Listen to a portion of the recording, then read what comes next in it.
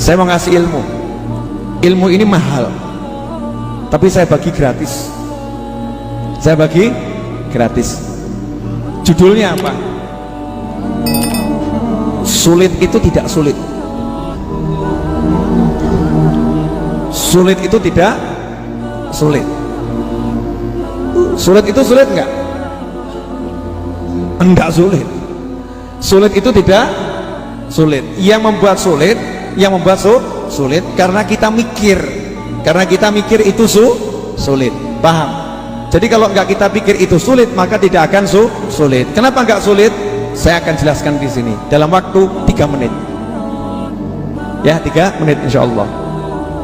Setiap kali kita kena masalah, setiap kali kita didatangi kesulitan, wujudnya kesulitan itu apapun, maka harus paham yang ngirim itu Allah, yang ngasih itu Allah.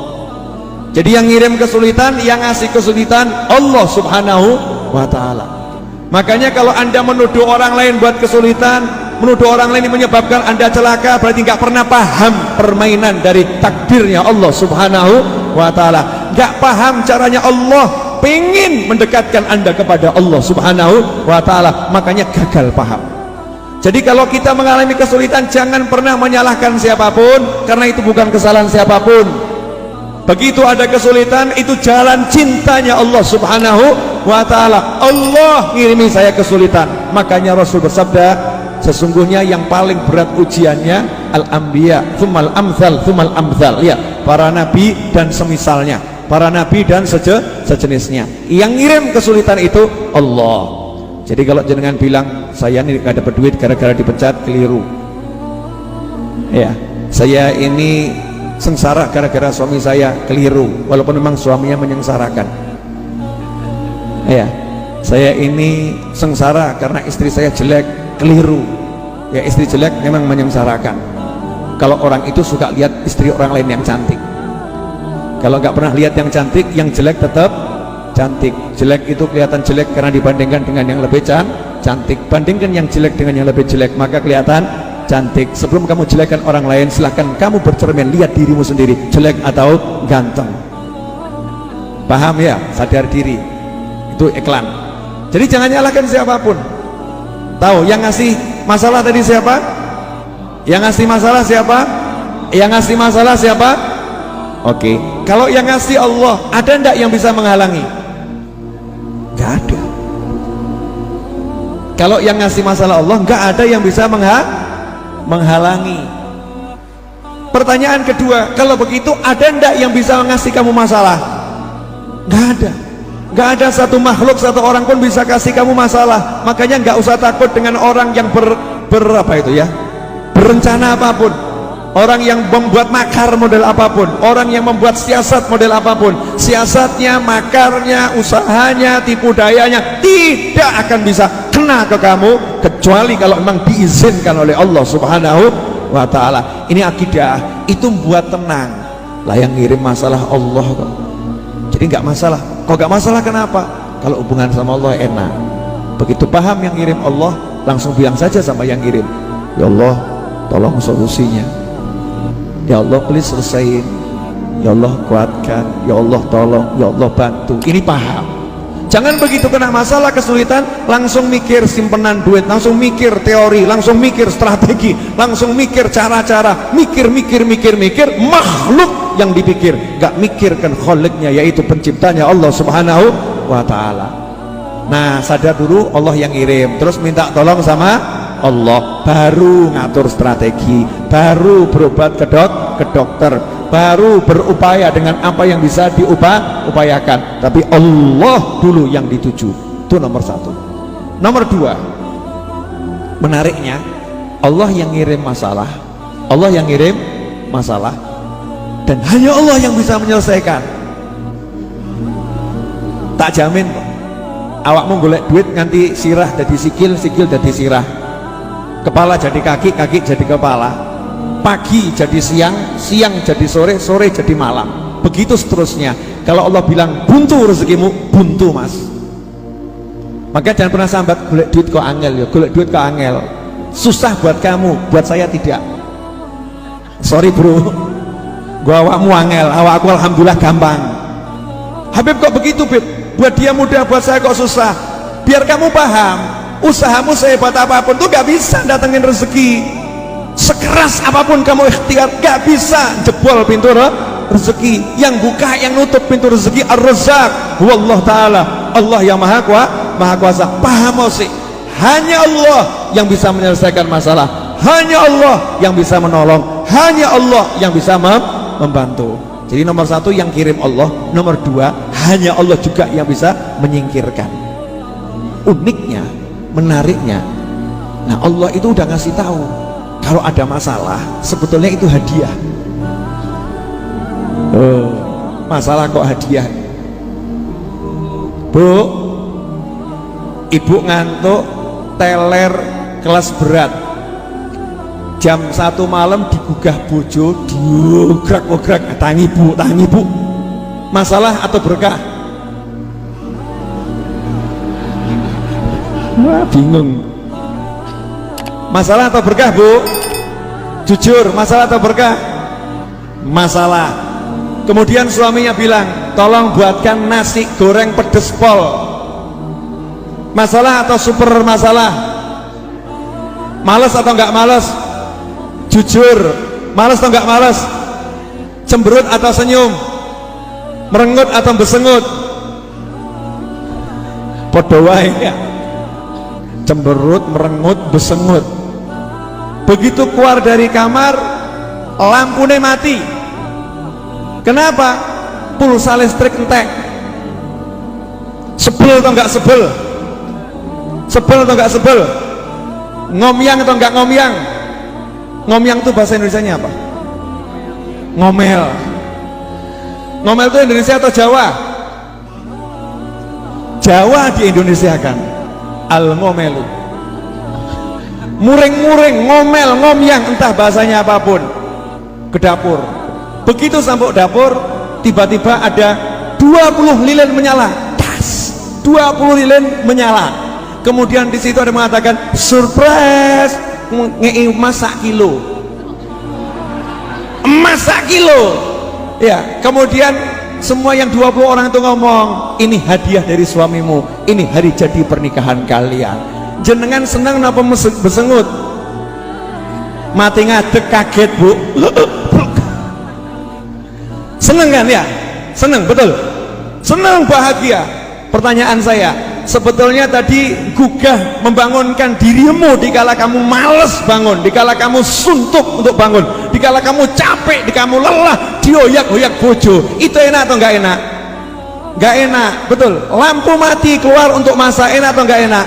Enggak enak. Ternyata itu strategi suami untuk apa? Surprise, kejutan deh, kejutan. Ternyata suaminya mau ngasih hadiah. Begitulah Allah subhanahu wa ta'ala. Awakmu dikai masalah, dikai surprise, dikai kejutan, dikai hadiah, mikir elek-elek, kurang ajar awakmu. Habib Novel galak ya. Orang mudeng-mudeng. Paham enggak? Jadi dikasih masalah, dikasih yang nggak enak, itu sebetulnya lagi apa? Di ujung disiapkan surprise, kejutan. Makanya kalau udah dikasih tahu dari sekarang, begitu ada masalah, asik, hadiah. Ada masalah, surprise. Entena no hadiahin, entena no surprise, mesti enak. Ada yang nonton ini kemudian ngomong, Habib, aja mau getebus. Getebus itu bahasa apa ya? Bahasa Jawa suwe gitu ya, Jawa kuno. Getebus. Jangan asal bicara nggak ada dalilnya. Zaman sekarang ini bodoh jaluk dalil. Dikasih dalil yang nggak mudeng. Ya udah nih, dalilnya simple. Fa inna ma'al usri yusran, inna ma'al usri yusra. Itu ayat turun ketika Kanjeng Nabi SAW lagi duduk dengan sahabat.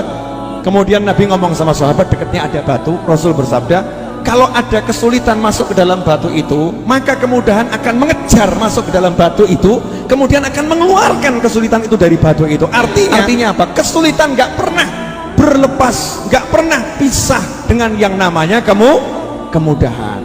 Maka turunlah ayat fa inna ma'al usri yusran, inna ma'al usri yusra. Kalau diterjemahkan dengan terjemahan yang benar, terjemahan menurut tafsir, sesungguhnya bersama kesulitan itu ada kemudahan, dan sesungguhnya bersama kesulitan yang tadi ada kemudahan yang lain.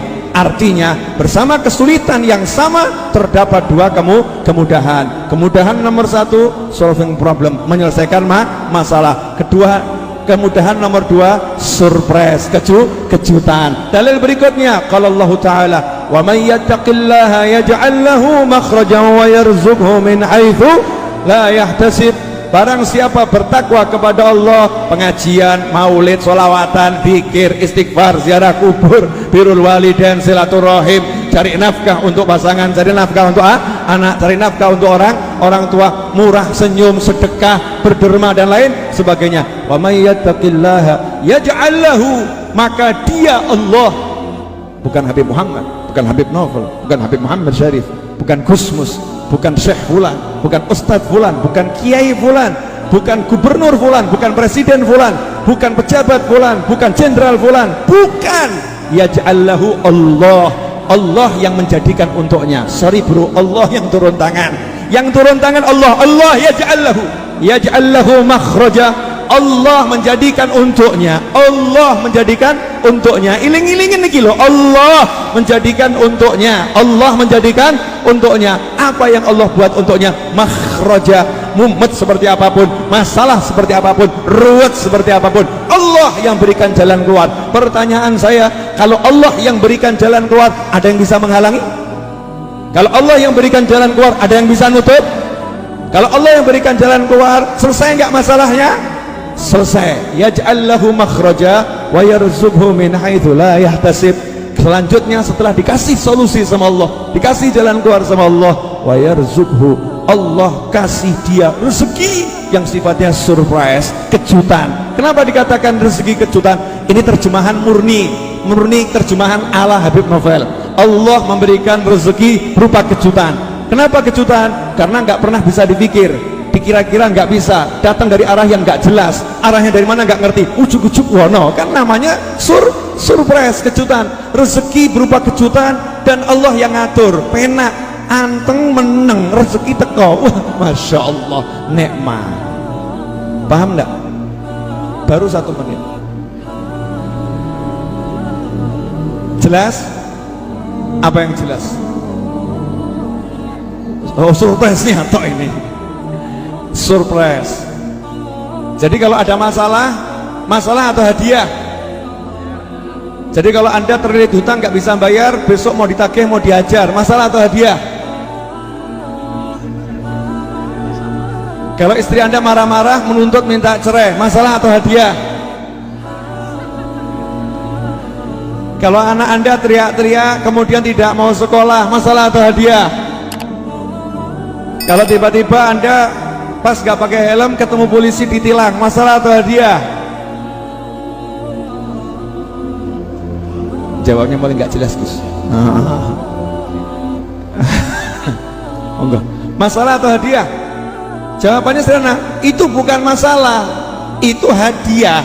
Tapi hadiahnya sama Allah dibungkus dengan masalah. Bungkusnya masalah, dalamnya hadiah. Makanya kamu jangan lihat bungkusnya. Kadang yang namanya kekasih menyembunyikan intar berlian di balik yang namanya kertas koran. Dibungkus kertas koran, ternyata dalamnya intan dan berlian. Ketika kekasih terima, apa iki? Kamu cuma kasih aku kotoran di kertas yang kotor, ya. Kemudian bungkus yang kotor, menghina, mencela, mencampakkan. Ketika dicampakkan, diambil sama kekasihnya, dikasihkan orang lain. Ini hadiah dariku. Nah yang lain terima, masya Allah, terima kasih. Gak lihat bungkusnya, lihat yang memberi. Dibuka, ternyata isinya intan berlian. Bejonya luar biasa. Nah yang sering menyebabkan kita gagal mendapatkan karunia Allah, hadiah dari Allah. Ruwet delok bungkus, gak tau delok sengirim. Sibuk lihat bungkus, gak pernah lihat yang ngirim adalah Allah subhanahu wa ta'ala. Kalau lihat yang ngirim Allah, pasti husnudzon, pasti prasangka baik. Dalam bungkusnya ini yang ruwet, di dalamnya ada hadiah yang luar biasa. Karena itu jangan pernah ngeluh lagi kepada Habib Novel bin Muhammad Al-Idrus, karena keluhanmu saya tolak mulai hari ini. Hah? Ini lebih sadis Gus-Gus nih. Paham semuanya? Kok jadi diem semua, kenapa? Ditolak keluhannya ya. Nggak usah berkeluh kesah. Udah ngaji pengajian, zikir ya, guyon makan ya, makan. Masalah adalah hadiah. Habib punya masalah enggak ada, yang ada hadiah. Setiap masalah saya anggap hadiah. Makanya hidup saya penuh dengan hadiah. Ya, penuh dengan hadiah. Yakin saya sama Allah Ta'ala. Rugi kalau nggak yakin sama Allah. Kalau nggak yakin sama Allah, suruh yakin sama kamu. Moh aku. Saya suruh yakin sama kamu gitu ya. Kamu yang kaya, suruh percaya kamu orang kaya. Moh aku. Suruh percaya kamu orang pintar, nggak mau. Percaya kamu orang hebat, nggak mau saya. Moh, sing pintar dadi bodoh ya iso akeh. Yang kaya tiba-tiba miskin melarat, akeh utang ya akeh. Betul. Yang kuat tiba-tiba jadi stroke, naudzubillah min dzalik, gak iso obah ya akeh. Tapi kalau Allah selalu kuat, selalu kaya, selalu hebat. Makanya ikhwani rahimakumullah, teruslah berharap, bergantung, bersandar pada Allah Ta'ala. Tinggalkan semua sandaranmu kepada selain Allah. Jelas? Dah, ojo salah terima ilmu. Ya udah, kalau begitu mulai besok jangan kerja. Berharap sama Allah. Ini belajar nggak lulus nih. Yang saya omongin tadi semua sikap hatimu begitu. Fisik guyu mesem, gak ada duit ini, gak punya duit, keluar ke pasar. Ngapain? Ibadah. Ngapain? Cari nafkah. Pasar sepi, gak masalah, Gusti Allah ramai terus. Masya Allah, asyik. Enak enggak bisa begitu? Enak. Makanya jaga hatimu, aku akan jaga hatiku. Kita punya hati masing-masing. Mari hati kita masing-masing kita jaga.